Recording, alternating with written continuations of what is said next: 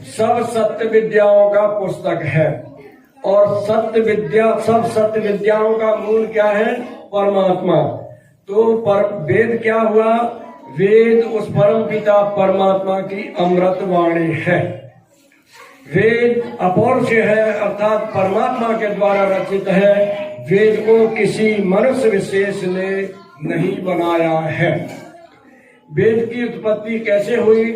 सृष्टि के आदि में परमपिता परमात्मा ने जब इस सारी सृष्टि की रचना कर ली, अर्थात सूर्य, चंद्र, नक्षत्र, तारे, औषधियां, वनस्पतियां और ये तमाम पशु, पक्षी, कीट, पतंग इत्यादि, अर्थात सारी सृष्टि का निर्माण जब ईश्वर ने कर लिया, उसके पश्चात इस सृष्टि के शिरोमणि, इस सृष्टि के मुकुटमणि, इस मनुष्य को उत्पन्न किया। और वो भी प्रथम सृष्टि जो मनुष्य की हुई वो अमैथुनी सृष्टि हुई, अर्थात हजारों की संख्या में स्त्री और पुरुष को परमात्मा ने जवान अवस्था में उत्पन्न किया। अब यहाँ लोग ये शंका करते हैं कि जवान अवस्था में परमात्मा ने मनुष्यों को कैसे उत्पन्न किया? यदि परमात्मा मनुष्य को शिशु अवस्था में उत्पन्न करता तो उनका पालन पोषण कौन करता? क्योंकि वहाँ कोई भी माता पिता नहीं थे, क्योंकि प्रथम सृष्टि माता पिता से नहीं हुई है, वो तो अमैथुनी सृष्टि थी। और यदि परमात्मा बुढ़ापे में उत्पन्न करता तो फिर वो कैसे, मतलब संतान की उत्पत्ति होती, अर्थात सृष्टि का क्रम आगे कैसे चलता? इसलिए उस परमपिता परमात्मा ने इस मनुष्य सृष्टि को जवान अवस्था में उत्पन्न किया। जिस तरह की व्यवस्था गर्भावस्था में माता के गर्भ में जो व्यवस्था होती है, ठीक उसी व्यवस्था को परमपिता परमात्मा ने इस भूमि के अंदर उत्पन्न किया। और वहां जवान स्थिति में स्त्री और पुरुष उत्पन्न हुए, तब आगे की सृष्टि मैथुनी क्रम से वो चली। तो वहां यदि परमपिता परमात्मा इस मनुष्य सृष्टि के साथ साथ यदि इसके जीवन जीने की कला को, यदि इसके जीवन जीने की नियमावली को, यदि इसके जीवन जीने के संविधान को उत्पन्न नहीं करता तो परमात्मा की सृष्टि आधी अधूरी रह जाती।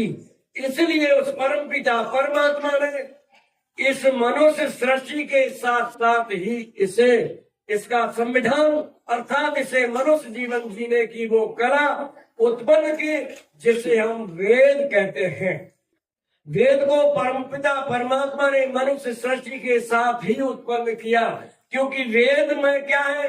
वेद सब सत्य विद्याओं का पुस्तक है, अर्थात संसार के अंदर जितनी भी विद्याएं हैं वो सारी विद्याएं वेद के अंदर निहित हैं। इसलिए जब तक विद्या मनुष्य के पास नहीं होगी तब तक ये मनुष्य का जीवन सार्थक नहीं हो सकता।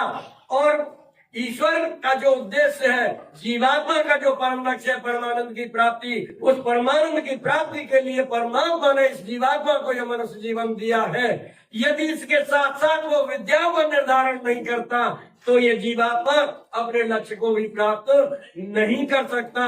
इसलिए उस परमपिता परमात्मा ने इस मनुष्य सृष्टि के साथ साथ वो वेद रूपी ज्ञान को भी उत्पन्न किया। वेद एक ऋषि वो है भारद्वाज।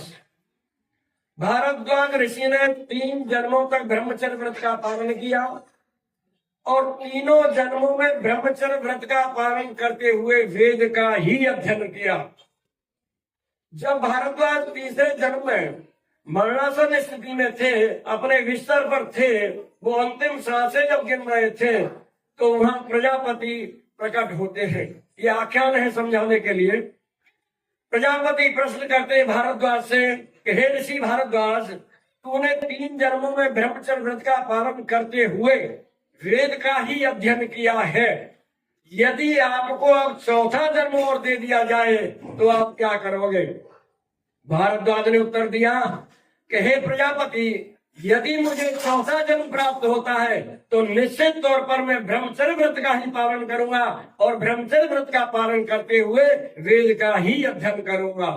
तो वहां प्रजापति कहते हैं, भारद्वाज देख, तो वो 3 पर्वत जैसे प्रकट करते हैं और भारद्वाज को संकेत करते हैं। भारद्वाज ज्ञान, कर्म, उपासना अर्थात वेद के अंदर त्रयी विद्या निर्धारित है। वेद के अंदर परमपिता परमात्मा ने त्रयी विद्या दी है, अर्थात 3 विद्याएं दी हैं, ज्ञान, कर्म, उपासना।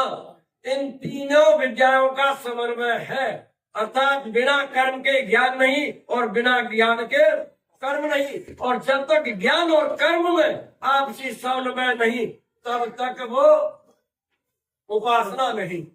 इसलिए उपासना के लिए ज्ञान और कर्म दोनों का समन्वय होना नितांत आवश्यक है। समय का अभाव है, अर्थात हम और आगे बढ़ाते इस बात को। वेद 4 धातुओं से निष्पन्न हुआ है। प्रथम है विद ज्ञाने, अर्थात वेद के ज्ञान से ईश्वर, जीव, प्रकृति। दूसरा है वेद सत्तायाम, अर्थात वेद के ज्ञान से ईश्वर, जीव, प्रकृति की सत्ता का बोध होता है। संसार के अंदर 3 अनादि पदार्थ हैं, परमात्मा, जीवात्मा और प्रकृति। इन तीनों की जो सत्ता इस संसार में चल रही है, उस सत्ता का ज्ञान हमको वेद के द्वारा होता है। और तीसरा है विद लाभे, अर्थात वेद के ज्ञान के द्वारा हमें इस प्रकृति सुख का एवं आध्यात्मिक सुख अर्थात आध्यात्मिक ज्ञान का बोध होता है। वेद के द्वारा प्रकृति यानी जो भौतिक सुख है, जो सांसारिक हमारी क्रिया है, जो सांसारिक सुख की हमें प्राप्ति होती है, और वो आध्यात्मिक जिसके द्वारा उस परमपिता परमात्मा को प्राप्त किया जाता है, अर्थात इन दोनों ज्ञानों का, दोनों सुखों का हमें वेद के द्वारा प्राप्ति होती है। और चौथा है विद विचारणे, अर्थात इन तीनों कर्मों का यानी ब्रह्म, जीव, प्रकृति तीनों की सत्ता का बोध करते हुए और इस भौतिक एवं आध्यात्मिक सुख की प्राप्ति करते हुए हम मनुष्य जीवन का जो परम लक्ष्य है, परमानंद की प्राप्ति, उस परमानंद की प्राप्ति को करते हैं। ये है वेद। वेद ये जो हमें पुस्तक रूप वेद दिखाई देते हैं, तो वहां प्रजापति भारद्वाज के लिए कहता है कि भारद्वाज, तुमने जो 3 जन्मों में वेद का अध्ययन किया है, ये बहुत सूक्ष्म सा किया है, बहुत तुच्छ सा किया है। भारद्वाज अनंता में वेदा, क्योंकि वेद तो अनंत है। अरे वो परम पिता परमात्मा अनंत है और वेद उसकी वाणी है, तो उसकी वाणी भी अनंत है। हमें जो पुस्तकीय रूप वेद प्राप्त हुए हैं, ये इनके अंदर जो ज्ञान निहित है, परमपिता परमात्मा ने उतनी ही व्यवस्था की है जितनी इस मनुष्य जीवन में आवश्यक है। अर्थात इस ज्ञान के द्वारा ही मनुष्य जीवन का लक्ष्य पूर्ण हो जाता है। इससे अधिक ज्ञान प्राप्ति की मनुष्य के अंदर क्षमता ही नहीं है। या हम ये कह दें कि जब उसके लक्ष्य की प्राप्ति हो जाती है तो फिर उससे अधिक उसे आवश्यकता नहीं रहती। जैसे कि लोक में मतलब उदाहरण देते हैं, कोई व्यक्ति गया एक बगीचे में और वहाँ बगीचा के स्वामी अर्थात माली से कहा कि भाई तेरे बड़े बड़े सुंदर आम लग रहे हैं, मुझे आम खाने की इच्छा है। माली ने कहा ठीक है आप आम खाइए। वो आम खा रहा है और फिर प्रश्न करता है, भाई तुम्हारे बगीचे के अंदर ये कितने पेड़ लगे हुए हैं?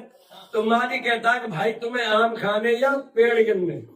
अरे तुम्हारा उद्देश्य आम खाने का है, आप आम खाइए, तुम्हें क्या मतलब कि इस बगीचे के अंदर कितने पेड़ हैं? तो कहने का तात्पर्य यह है कि ये जो पुस्तकीय रूप वेद हमको जो प्राप्त हैं, इनके द्वारा मनुष्य जीवन का जो लक्ष्य है परमानंद की प्राप्ति, वो प्राप्ति इन वेद के अंदर निहित ज्ञान से हमें हो जाती है। इससे परे का जो ज्ञान है वो तो केवल और केवल ईश्वर की व्यवस्था में है। मनुष्य की क्षमता इससे अधिक ज्ञान प्राप्ति की नहीं है।